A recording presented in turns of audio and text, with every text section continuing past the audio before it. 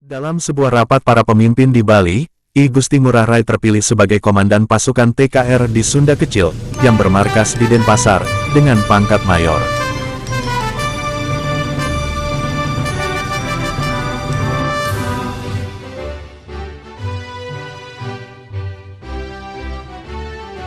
Tanggal 13 Januari tahun 1946 I Gusti Ngurah Rai berangkat ke Yogyakarta bertemu dengan pimpinan staf TKR Mayor Urip Sumoharjo dan Presiden Soekarno. Hasil pertemuan itu pasukan I Gusti Ngurah Rai mendapatkan status resmi sebagai Resimen Divisi ke-7 Pasukan Infanteri Republik Indonesia dan I Gusti Ngurah Rai dipromosikan menjadi Letnan Kolonel. Permintaan pasokan senjata tidak bisa dipenuhi oleh TKR Pusat, namun akan dikirim pasukan lengkap yang akan mendukung Resimen I Gusti Ngurah Rai. Pada awal Maret tahun 1946 pasukan KNIL Belanda mendarat di Pulau Bali dengan kekuatan 2.000 personil di bawah pimpinan Letnan Kolonel Frederik Termelen. Konflik terjadi antara pasukan Belanda dengan rakyat Bali. Korban mulai berjatuhan di pihak rakyat Bali akibat kesewenang-wenangan pasukan Belanda.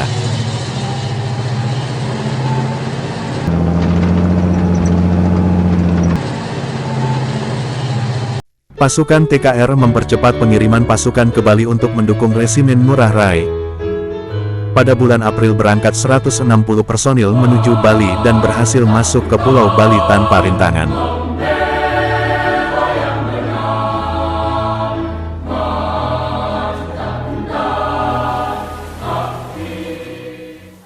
Namun rombongan pasukan yang dipimpin Kapten Markadi dicegat patroli Belanda di Selat Bali, dan mengalami pertempuran hebat di laut.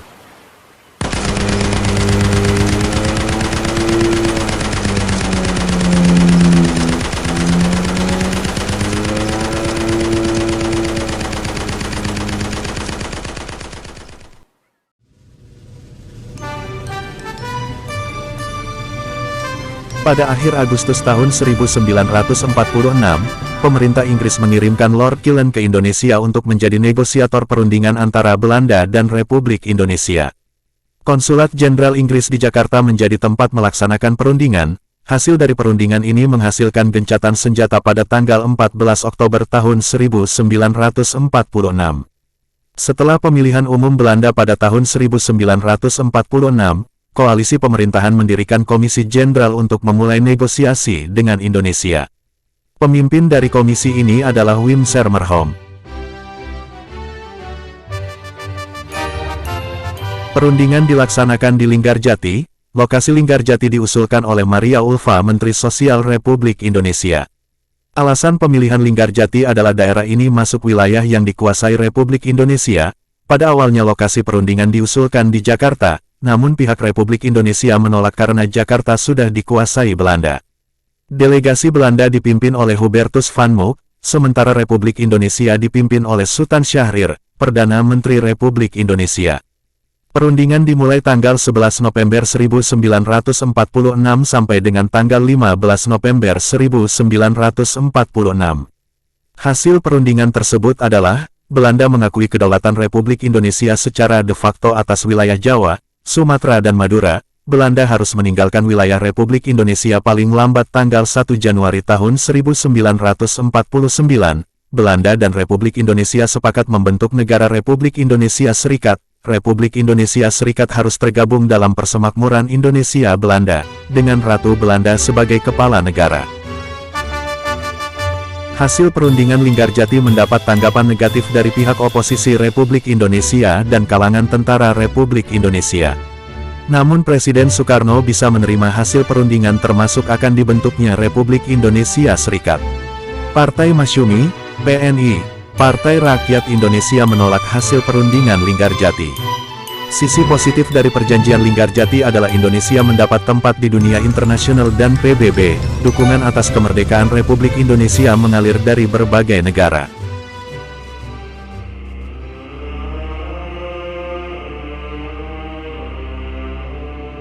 Hasil perundingan Linggarjati mengecewakan Kolonel Gusti Ngurah Rai, Komandan TKR Divisi Sunda Kecil. Bali dan Nusa Tenggara tidak masuk dalam bagian dari Republik Indonesia. Namun tentara Republik Indonesia tidak sepenuhnya mendukung perjanjian Linggarjati. Pengiriman pasukan dari Jawa Timur terus dilanjutkan untuk mendukung kekuatan divisi Ngurah Rai. 3 rombongan pasukan M sejumlah 290 orang berhasil masuk ke Pulau Bali. Selain itu relawan dari Jawa dan Madura berhasil menyusup ke Pulau Bali. Setidaknya 400 personil pasukan pendukung Republik Indonesia siap melawan pendudukan Belanda di Bali. Ngurah Rai melakukan koordinasi dengan kelompok-kelompok perjuangan di Bali, sampai terbentuk Dewan Perjuangan Rakyat Indonesia Sunda Kecil. I Gusti Ngurah Rai menjadi ketua dewan. Kolonel Gusti Ngurah Rai memposisikan Munduk sebagai markas perjuangan. Pada akhir Mei tahun 1946 Ngurah Rai berhasil menghimpun pasukan sejumlah 1.500 personil. Di luar pasukan M dari Jawa yang ditempatkan sebagai pasukan terpisah yang bergerilya di luar markas utama Munduk. 6 unit kelompok pejuang ditugaskan di luar Pulau Bali. Dengan diperkuat beberapa mortir, senapan mesin berat sitaan pasukan Jepang, Kolonel Ngurah Rai siap melawan pasukan Belanda. Belanda memantau kegiatan mobilisasi Ngurah Rai dengan mendirikan beberapa pos militer di Munduk Buleleng. Belanda berharap agar I Gusti Ngurah Rai mau bergabung dengan Belanda untuk membentuk negara Indonesia Timur, namun I Gusti Ngurah Rai menolak dan mengecam kejahatan pasukan Belanda di Bali. 18 November 1946 Kolonel Ngurah Rai memutuskan menyerang pos militer Belanda di Tabanan, dan berhasil merampas 36 karabin, 2 senapan Bren, 2 senapan ringan dan 8.000 butir amunisi. Setelah berhasil melakukan serangan, pasukan Ngurah Rai mundur ke Desa Marga, namun Belanda berhasil mengetahui posisi pasukan Ngurah Rai keesokan harinya. Tanggal 20 November pasukan Belanda menyerang posisi Ngurah Rai dengan dibantu pesawat yang didatangkan dari Makassar. Pasukan Ngurah Rai gagal menerobos kepungan pasukan Belanda, mereka terpojok di dekat ngarai gunung. Belanda memberi tawaran untuk menyerah, namun ditolak oleh pasukan Republik. Pertempuran berlanjut hingga seluruh pasukan Republik dan I Gusti Ngurah Rai gugur sebagai patriot bangsa.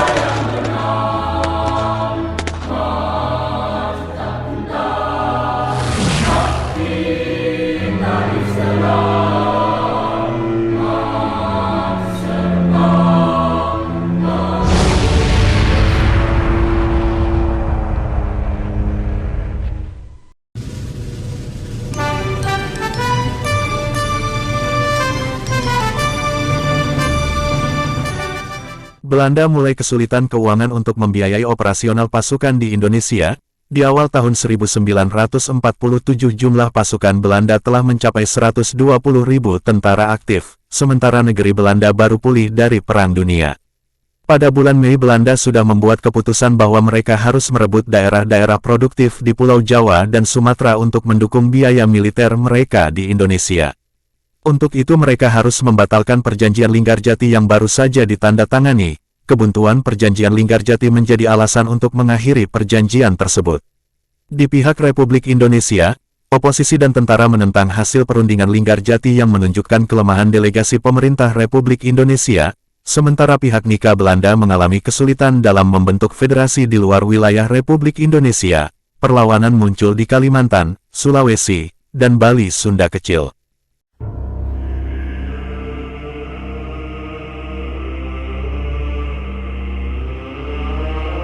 Rencana Belanda melakukan pukulan militer ke wilayah Republik Indonesia diberi sandi Operasi Produk, dan mereka menyebut operasi ini sebagai aksi polisional.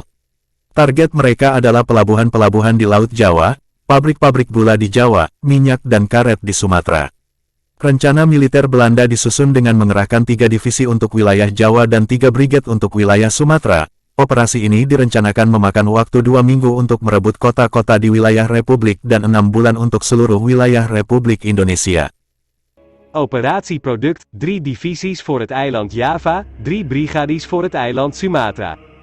De doelwitten die in beslag genomen moeten worden zijn de Tranquil suikerfabriek, de Paki suikerfabriek, de Kudus Rendeng suikerfabriek. Het duurde 2 weken om alle steden en fabrieken op Java te veroveren, en 6 maanden voor het hele eiland Java en Sumatra. De aanval begon op 21 juli 1947, vroeg in de ochtend, en zou binnen 2 weken voltooid zijn. Pada tanggal 15 Juli tahun 1947, Van Mook mengeluarkan ultimatum atau peringatan keras, meminta Indonesia menarik mundur pasukannya sejauh 10 km dari garis demarkasi atau garis gencatan senjata. Ultimatum tersebut ditolak mentah-mentah oleh pihak Tentara Nasional Indonesia. We vragen de regering van de Republiek Indonesië om haar troepen terug te trekken op 10 kilometer van de demarcatielijn die werd gemaakt voor de Linggarjati-onderhandelingen. Pada tanggal 20 Juli tahun 1947, tengah malam, Van Mook menyatakan bahwa Belanda tidak terikat lagi pada perjanjian Linggarjati, dan mereka melancarkan serangan mendadak yang diberi kode operasi Produk. Dengan dukungan peralatan militer dari pihak Inggris dan Sekutu, Belanda menyerbu kota-kota pelabuhan di Jawa Timur, Jawa Tengah, kota di Jawa dan kota-kota di Sumatera.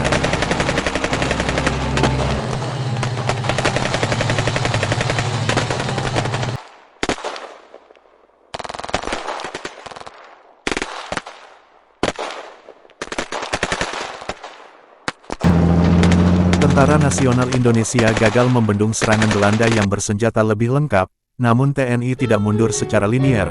Mereka membentuk kantong-kantong pasukan di wilayah yang sudah dikuasai Belanda, di luar kota. Situasi ini membuat Panglima Tentara Nasional Indonesia Jenderal Sudirman mengadakan rapat dengan para perwira TNI, antara lain Kolonel T.B. Simatupang, Kolonel Abdul Haris Nasution. Setelah mempelajari situasi lapangan dengan cermat, dan masukan dari komandan-komandan lapangan, Jenderal Sudirman memutuskan untuk merubah sistem pertahanan linier menjadi sistem pertahanan wilayah, yang diadopsi dari sistem pertahanan Jerman dalam Perang Dunia Kedua, yaitu sistem pertahanan Wehrkreis.